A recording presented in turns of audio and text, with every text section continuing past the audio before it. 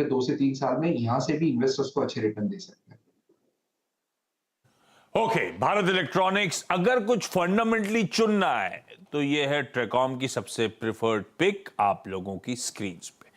वैसे सारे stock mood बाजार का गड़बड़ है, देखते हैं आज किस तरह के अपटिक से दिखा पाते हैं, उसके बाद टेक्निकल एक्सपर्ट से जो चलेंगे स्टॉक्स या जो पिटने लगे, ईदर वेज उन पे बातचीत कर ली जाएगी। ये सब एडेड है हम लोग की स्क्रीन पे, आप भी ऐड करके रखिएगा ये सारे स्टॉक्स। डिफेंस से मूव कर रहा हूं फार्मास्यूटिकल्स की तरफ, और फार्मा एज अ स्पेस आपने देखा होगा इस कोविड टाइम्स में कुछ अच्छा आउट परफॉर्मेंस। आज भी एक्सपर्ट्स के टेक्निकल फंडामेंटल अगर बाय साइड के कॉल्स आए तो फार्मास्यूटिकल पे आए, खबरें भी कई सारी हैं स्पेस में। हर्षदा, फार्मास्यूटिकल्स हरकत में? जी हाँ, आज सुवेन लाइफ साइंसेज या फिर सुवेन फार्मा रेडार पर रहेगा। आपको याद होगा नेटवर्क 80 ने पहले भी रिपोर्ट किया है कि प्रोमोटर्स हिस्सा बेचना चाहते हैं, कुछ प्राइवेट इक्विटी प्लेयर्स इंटरेस्टेड हैं।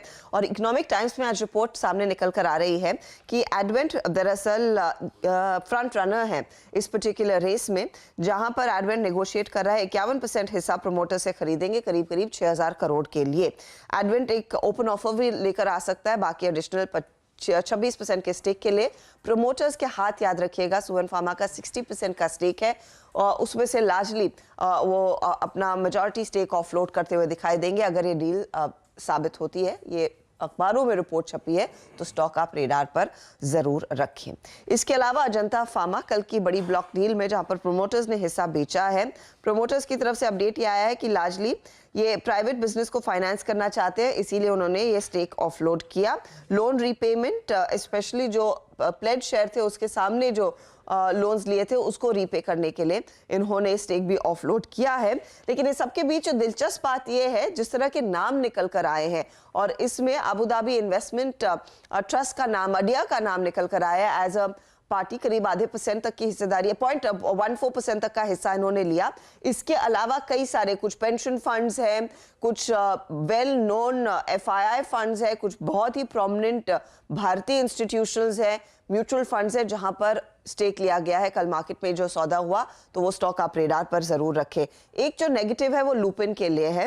लुपिन ने 4 लॉट क्विनाप्रिल टैबलेट्स के रिकॉल किए हैं। ये ड्रग लार्जली हाइपरटेंशन को ट्रीट करता है और यहाँ पर कुछ खासे एलिमेंट्स का प्रेजेंस था, उसी के चलते इनको ये प्रोडक्ट को रिकॉल करना पड़ा। बायोकॉन के लिए एक पॉजिटिव खबर, जो यूरोपीय रेगुलेटर है उन्होंने गुड मैन्युफैक्चरिंग प्रैक्टिसेस की सर्टिफिकेट ऑफ कंप्लायंस दरअसल कंपनी को इशू की है, और ये बैंगलोर फैसिलिटी के लिए, जो API फैसिलिटी बैंगलोर में है उसके लिए इशू की गई है। सितंबर में दरअसल वो जांच हुई थी, तो एक सेंटिमेंटल पॉजिटिव इस कंपनी के लिए। कई सारे फार्मा स्टॉक्स रडार पे, Suven pharma, Ajanta pharma, lupin और बायोकॉन, सबके लिए खबरें अच्छी, बारिंग ल्यूपिन जहां पे एक ड्रग के रिकॉल के अपडेट्स आते हुए। हालांकि 4 ही लॉट्स का वो अपडेट है, लेकिन ये वो स्टॉक्स ने रडार पे रखना चाहिए फार्मास्यूटिकल स्पेस से।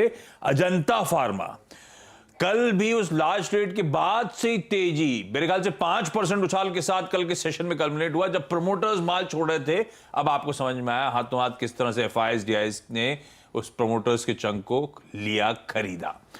पालविया साहब, Ajanta pharma rank under performer, कल अच्छे मूव्स दिखाना शुरू करा, अब चार्ट्स पे कैसा प्लेस्ड? अब मामला घूम गया है क्या? तेजी की तरफ रुख पकड़ लिया या अभी और रुकना है? क्या डेटा पॉइंट्स आप वॉच आउट करोगे?